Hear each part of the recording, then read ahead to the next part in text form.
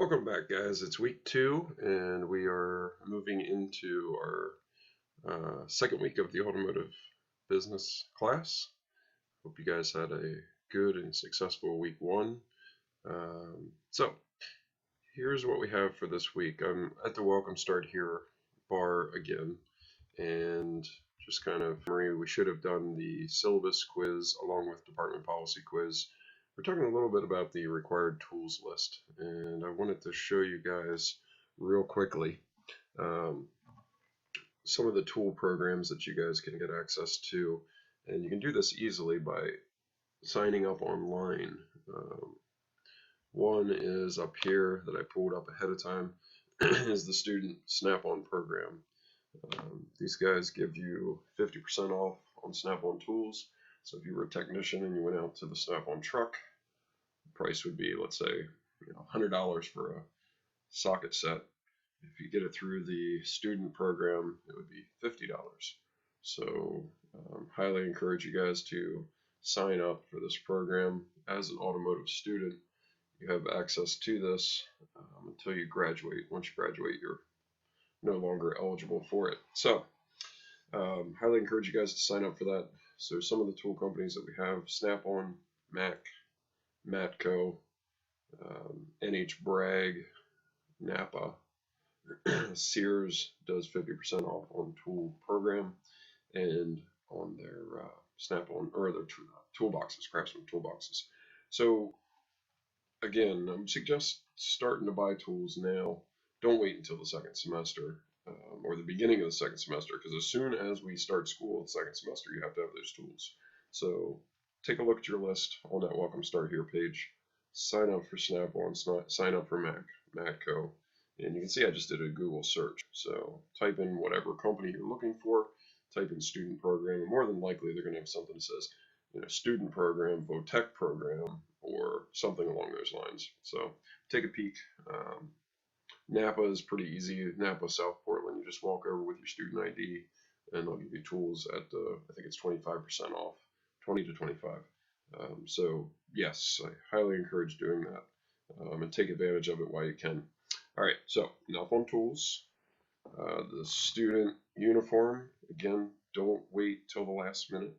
Make sure that you order those probably a month before the second semester starts. Okay, the uniform order form is on there as well. So, all right, enough on tools. We'll get back into our class stuff. If you guys have any questions on tools, send me an email, send Ruth an email, or Doug. Any of us can answer those questions. So back into week 2, and what we're looking at for week 2. There we go. This computer's moving a little slow again. All right, for week 2, you can see we're looking at types of automotive shops. So this is the first week we're going to deal with your textbook. So you definitely want to review your textbook, chapter 1 and 2. That's what's due for this week. We have 2 quizzes for the week, 2 homework quizzes, which is chapter 1, chapter 2, and these are multiple choice questions. There are occasionally some fill in the blanks, which you do need to take some time to answer those questions to the best of your ability. Highly encourage using spell check too. I don't take points off, but not pressing that ABC button is kind of showing that there's not a lot of care being taken. So take a little time, hit the ABC button, check your spelling before you submit it. And do the best you can with those questions.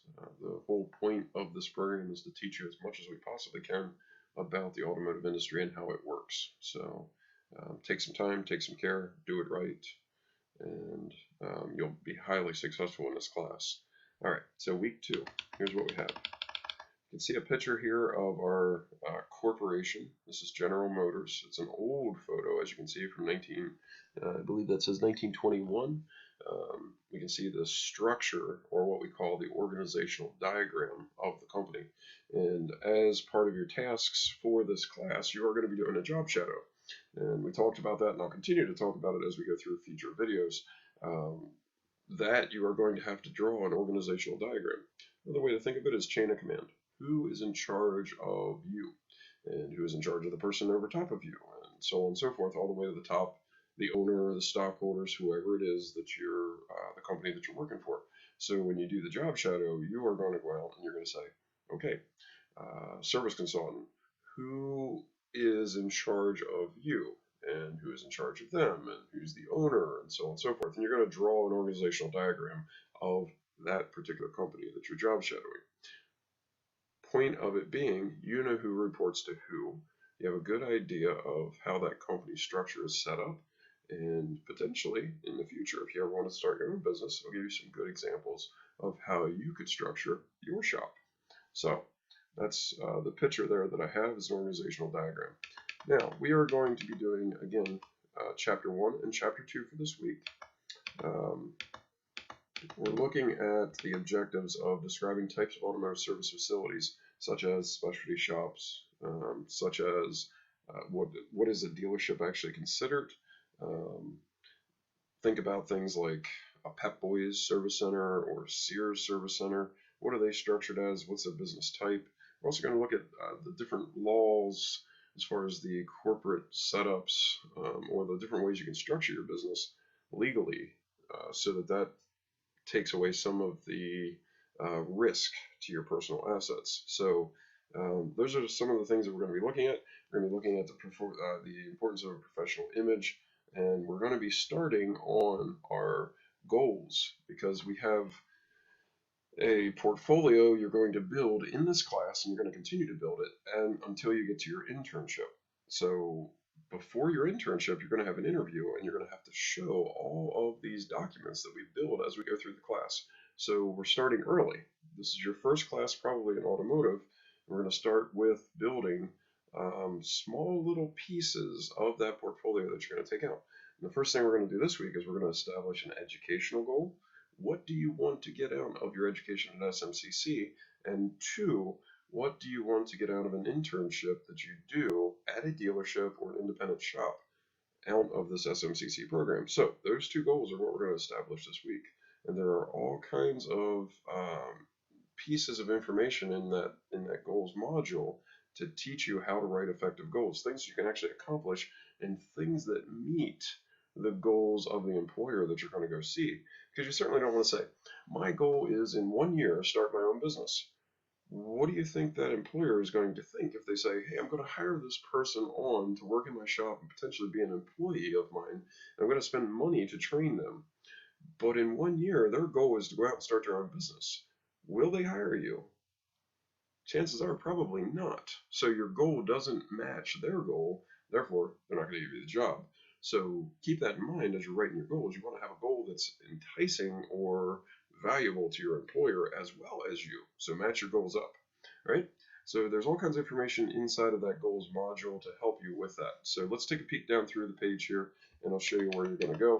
The lecture tab is always going to have the lecture materials, such as any videos that go along with the chapter, PowerPoints that go with the chapter. Some of these I would say be a really, really, really good idea to take a look at those and kind of preview them as you're doing the chapter assignments and as you're studying for your test. These are the quizzes for each of the chapters, chapter 1, chapter 2, right here. Multiple choice, again, 2 for this week because we're going to have to kind of catch up from the first week. We have a 15-week semester, so we end up with 16 chapters, so some weeks we're going to do a little more than others. The other part of this week is to fill out these invoices, and there's some laws here. We're going to look at repair laws for Maine. What do you have to have on a repair order estimate? What has to be posted in the shop? So we're going to take a look at that. And then this presentation here, it's a how to write an auto repair order, and I want you to kind of take a peek at that as well. And then we have a invoice PDF. If you wanted to print it off and handwrite it out and then take a photo of it or scan it in as a document and submit it, that's fine. Or we have it here as a Google Doc. Now, if it is already filled out, I'd be very, very careful about that because sometimes students will fill them out in my system. I would download that to your own system, fill it out so you know it's correct, and then submit it. You're going to be doing 2. So you look at repair order 1, there's all your information, along with the amount of hours we sold and how much per hour that shop charges. So you're going to total this thing out, including any kind of disposal fees, taxes, etc.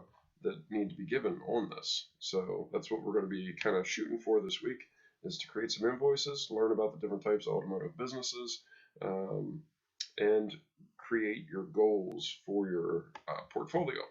So, good luck. If you need any help with anything, or if you have any questions, please email me. It's on the Welcome Start Here bar, and I hope you guys have a great week.